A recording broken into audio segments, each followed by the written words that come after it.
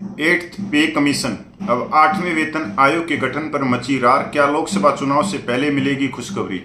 आज के बहुत बड़े एक इंग्लिश न्यूज़पेपर ने इस खबर को कवर किया है।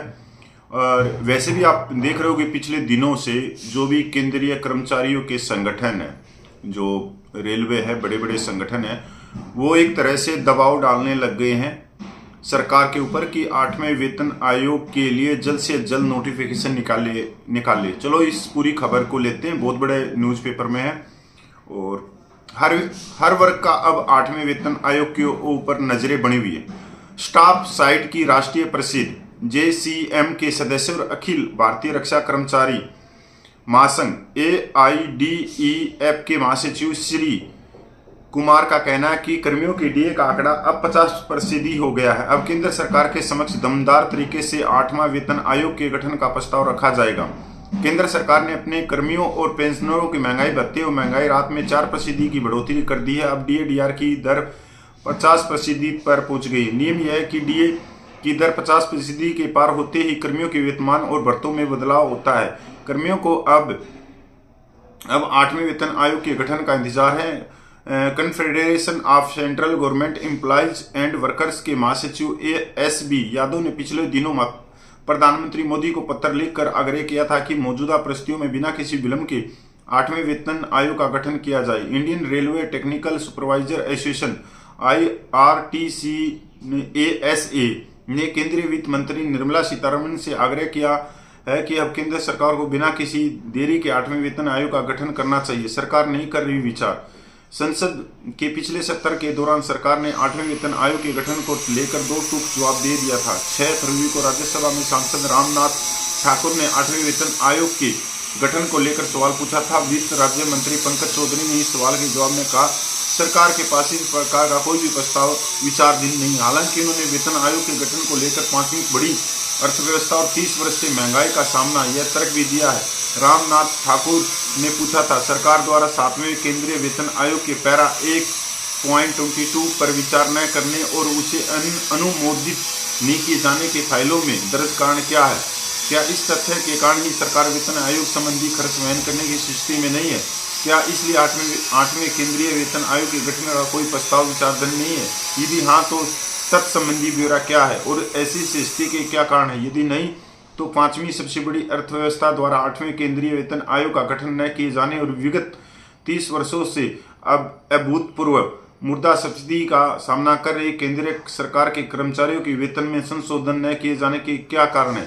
वित्त राज्य मंत्री पंकज चौधरी ने दिया यह जवाब। 7वें वेतन आयोग के आधार पर वेतन और भत्तों में संशोधन को अनुमोदन देते समय केंद्रीय मंत्रिमंडल ने इस मामले पर विचार नहीं किया है। चौधरी ने कहा सरकार के पास इस प्रकार का कोई प्रस्ताव विचाराधीन नहीं है। भारत पेंशनर समाज BPS ने भी 8वें वेतन आयोग के गठन की मांग उठाई थी। BPS के महासचिव SSC महेश्वरी ने कहा था कि 68वीं AGM के दौरान यह प्रस्ताव पास किया गया है कि अवेलिम 8वें वेतन आयोग का गठन किया जाए। देश में 8वें वेतन आयोग के गठन को लेकर कर्मियों की तरफ से केंद्र सरकार के पास कई तरह के सुझाव आ रहे हैं। Indian railway technical supervisor association IRTSA ने केंद्रीय वित्त मंत्री निर्मला सीतारमण को पूर्व वेतन आयोग द्वारा दी गई सिफारिशों का हवाला देते हुए अविलंब 8वें वेतन आयोग गठित करने की मांग की है।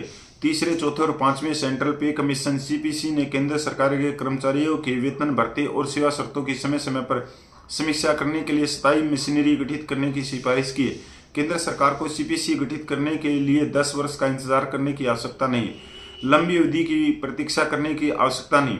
IRTSA के अनुसार 7वें वेतन आयोग ने कहा कि CPC के गठन के लिए 10 साल की लंबी अवधि की प्रतीक्षा करने की आवश्यकता नहीं है। इस अवधि के पूरा होने से पहले भी वेतन आयोग के गठन पर समीक्षा की जा सकती है। 7वीं CPC की सिफारिशों के अनुसार गत 10 वर्षों में सरकारी कामकाज प्रदर्शन और भारतीय अर्थव्यवस्था का आकार, सकल घरेलू उत्पाद की वृद्धि, विभिन्न कर संग्रह की मात्रा, सरकारी विभागों की भूमिका, मुद्रास्फीति पैटर्न, मुद्रास्फीति के कारण वास्तविक वेतन में कमी और सेवा की सृष्टि आदि में कई बदलाव हुए। सार्वजनिक उपयोगिताओं में निजी क्षेत्रों की भूमिका और उन पर सरकार का विनियमन, प्रत्येक विभाग में कर्मचारियों की संख्या, राष्ट्रीय पेंशन योजना NPS के तहत कवर किए गए कर्मचारियों की संख्या, गरीबी में उल्लेखनीय कमी, कर्मचारियों और आम जनता के उपभोग पैटर्न में बदलाव आदि भी देखे गए। 2 करोड़ कर्मचारियों एवं पेंशनरों में नाराजगी। स्टाफ साइड की राष्ट्रीय परिषद जेसीएम के सदस्य और अखिल भारतीय रक्षा कर्मचारी महासंघ AIDEF के महासचिव सी श्री कुमार का कहना है कि कर्मियों के डीए का आंकड़ा अब 50% हो गया है। अब केंद्र सरकार के समक्ष दमदार तरीके से 8वें वेतन आयोग के गठन का प्रस्ताव रखा जाएगा। अखिल भारतीय राज्य सरकारी कर्मचारी महासंघ के राष्ट्रीय अध्यक्ष सुभाष लांबा के मुताबिक 8वें वेतन आयोग का गठन न होने से देश भर के 2 करोड़ सरकारी कर्मचारियों और पेंशनरों में भारी नाराजगी देखी जा रही है। कर्मचारी संगठनों ने केंद्र सरकार द्वारा 8वां वेतन आयोग गठित न करने के फैसले को अत्यंत दुर्भाग्यपूर्ण बताया। भारत पेंशनर समाज ने भी 8वें वेतन आयोग के गठन की मांग उठाई। 2013 में गठित हुआ 7वां वेतन आयोग बतौर सुभाष लांबा केंद्रीय वित्त सचिव टीवी सोमनाथन का यह बयान इशारा करता है कि 48.67 लाख केंद्रीय कर्मचारी और 67.95 लाख पेंशन भोगियों के लिए सरकार के एजेंडे में 8वां वेतन आयोग गठित करने की कोई योजना नहीं। इस बयान से केंद्रीय और राज्य कर्मियों और पेंशनर को तगड़ा झटका लगा है। उनमें आक्रोश व्याप्त है। वेतन आयोग से देश के कर्मचारी और पेंशनर को उनके वेतन, पेंशन और भत्तों में कुछ बढ़ोतरी होने की उम्मीद बनी रहती है। केंद्रीय कर्मचारियों, सशस्त्र बलों और राज्य सरकार के कर्मियों पर 8वें वेतन आयोग की सिफारिशों को जनवरी 2026 से लागू किया जाना प्रस्तावित है। पिछला वेतन आयोग 2013 में गठित हुआ था, जबकि इसकी सिफारिशें 2016 में लागू हुई थी। ये बहुत बड़े अखबार में, इंग्लिश न्यूज़पेपर में आई हुई है और तकरीबन ये पूरा का पूरा इन्होंने बता दिया कि 8वां वेतन आयोग कब गठित होगा, कैसे नहीं होगा, कहाँ कहाँ ये लेटर निकल रहे हैं। क्योंकि जो सिविल कर्मचारियों की जो एसोसिएशन है वो बहुत बड़ी बड़ी एसोसिएशन है, जिनके अंदर लाखों कर्मचारियों सदस्य हैं और वो अपनी मजबूती से अपनी बात को रख रहे हैं। जय हिंद, वंदे मातरम। मैं पूर्व सैनिक कपिल फौजी।